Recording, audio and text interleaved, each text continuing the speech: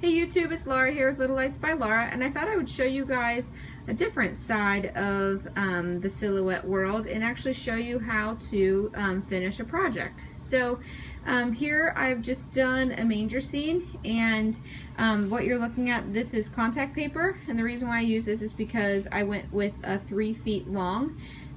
Usually I do cardstock, but because I needed the length, I went ahead and used contact paper or shelf liner.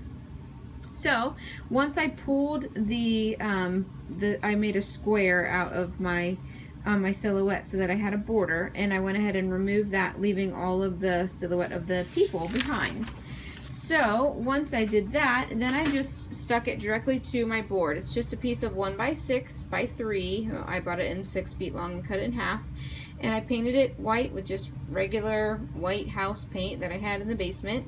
And then laid it all on, and you want to kind of press out the bubbles before you get ready to paint so that you don't have any leaking.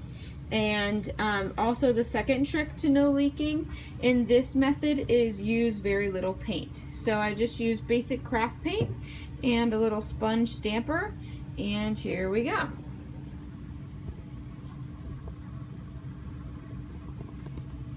I'm just going to pick up a very small amount of paint on my sponge, and I'm actually going to damp some of it off. And I'm going to go up here. And I'm going to start in the middle of the body of the cow just to kind of get some of my paint off, and then I'm going to go up to the edge.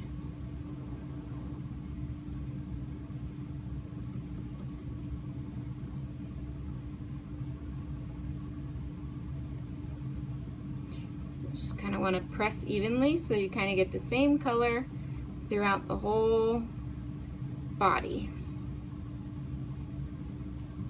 And you can see how very little paint I have. That's the trick to no bleeding lines. Okay, so we're almost done here. I just thought I'd spare you guys the time of watching me do all of this. So I'm just gonna finish off with the camel here.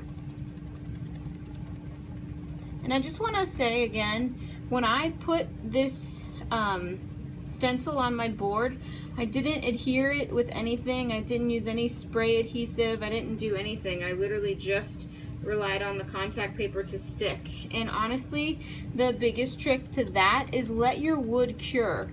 Once I painted this white, I mean, it's been sitting for weeks because obviously I'm very late on doing this as a Christmas present. But the longer you let it sit and cure, the easier your wood's going to be to work with. So just keep that in mind when you're doing these projects. And I'm going really small here because I cut a little too close to my edge on his tail.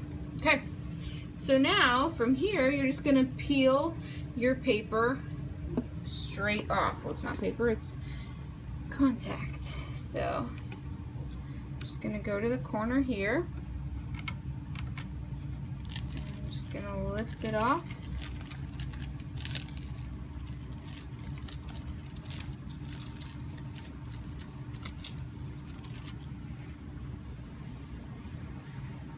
And there you go. So I have a little mark down there by the cow's tail, but that's fine. I can easily just sand that off, or I may paint it over white. But even though some of the spots, like right here, how that's kind of blank a little bit, and the donkey's foot, I must have definitely put too much paint there, but I'm not worried about that because I'm going to hit this with the sander.